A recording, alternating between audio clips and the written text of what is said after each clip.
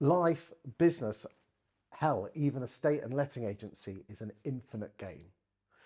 Today I'm joined by John Cottrell in part 6 of his 10 rules to life. John, for those that have not met you before, you're a bit of a guru when it comes to helping people on their emotional EQ skills, aren't you? The emotional journey, I'm not sure I'd describe myself as a guru, but it's something I like doing, I and think it's where I focus. I think the word guru is bestowed on people. I don't think you can call yourself. It's like a squire. You can't call yourself an esquire. It has to be given, and I'm giving that title to you. Okay. So things like life and more important things in life than a state agency, Yeah. is an infinite game. What do you mean by infinite game?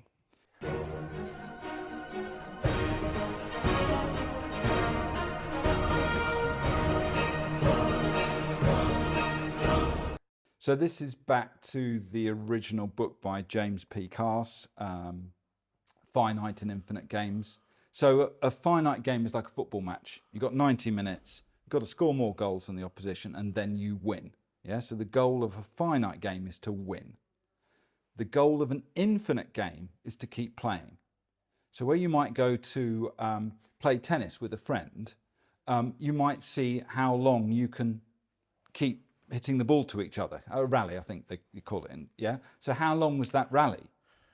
So you've got the exercise, you practiced your different strokes, and you kept the ball going between you because the goal was to keep playing rather than, damn, we've hit all the balls out the court, we've got to go and get some more. Well, if we'd had the focus on playing with each other rather than trying to beat each other, we wouldn't now be having to waste time searching for the ball, for example. I'm quite famous in the industry of deriding estate agents on the fact that they need to brag about their market share in a pie chart. Right. And I almost think that's a snapshot in time. Yeah.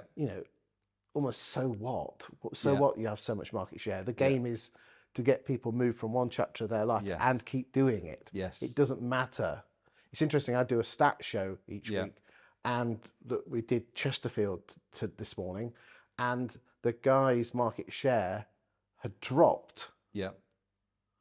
But when you actually look under the boot, he's selling a hell of a lot more than what he's put as compared to what he's putting on his competitors. His fall through rate, and he's getting £5 more extra, and I know because of his business model, he's earning more money. Yep. So his ego would be the market share, but because he is the sort of ilk that you're talking about, he's actually doing a cracking job. Yeah. And he's earning, and he's in the game for the long game. Yeah. So knowing what we do about the market and properties being withdrawn and so on, one of the measures you'll never hear people talking about is what is the time from listing to sale, and how many of your properties that you listed have you sold? Well, last year it was 52.8%. Right. I mean, that's disgusting, isn't it? Yeah. So if I'm a customer and I want to list my property for sale, I want to know someone who's actually going to get it sold. Yes. Not just waste 6 months of my life. So therefore, if we're putting it into an estate agency context, it's not necessarily, because I believe a lot of estate agents are there, they see estate agency serving them, whilst in reality we should have a servant mentality. We're here to serve others. Yeah. Which is what you said in video 1, which is you've got to give. Yeah. We're here to serve. Yeah. You've got to enjoy the process of estate agency, not necessarily the winning of the listing. Yeah. And then what happens is the customers will notice that, and then they make their decision. So your conversion rate goes up because of, we talk about be, do, have. It's because of how you were when you showed up. That's the person they bought, the authentic, genuine person. That's quite a brave thing to do, though, isn't it? To move from let's get them all on the market to, right, let's enjoy ourselves, let's make sure we are looking after our clients and offering a good service. Because most people haven't got the guts to do this, have they? I don't know if it's just guts, Chris. I think there's also an element of focused work where you have to make a choice. For example, are we going to have a meeting today to focus on getting our market appraisal process better, or are we just going to jump on the phone and call the database? Yeah. So there's in the business, which is phoning the database, and there's on the business, which is improving the process. What does this phone call look like? Yeah. Yeah. And that's the bit that people continue. It's not just in estate and lettings agency, it's in every business. Everybody sacrifices on the business time for in the business time. And I think basic rule of thumb, you've got to have 4 hours a week minimum on the business. Then do the rest in. But don't sacrifice the 4. If anything, expand the 4 and sacrifice the in part. That's what people never do. But if you really want your business to improve, you have to have that investment, that commitment, that accountability for that 4-hour block of time. Do you think by doing that you'll be happier as a person, as a boss? That is a great question. Yes, if some of that on time is on yourself.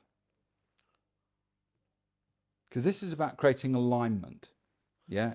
Because I think I've heard you say before, if you can not only improve yourself, but improve your team, because the team are not there necessarily for the money. They just want to make sure that they're progressing themselves. Yes, exactly. Go on. Because again, a big issue at the moment is staff retainment in estate agency. Yeah.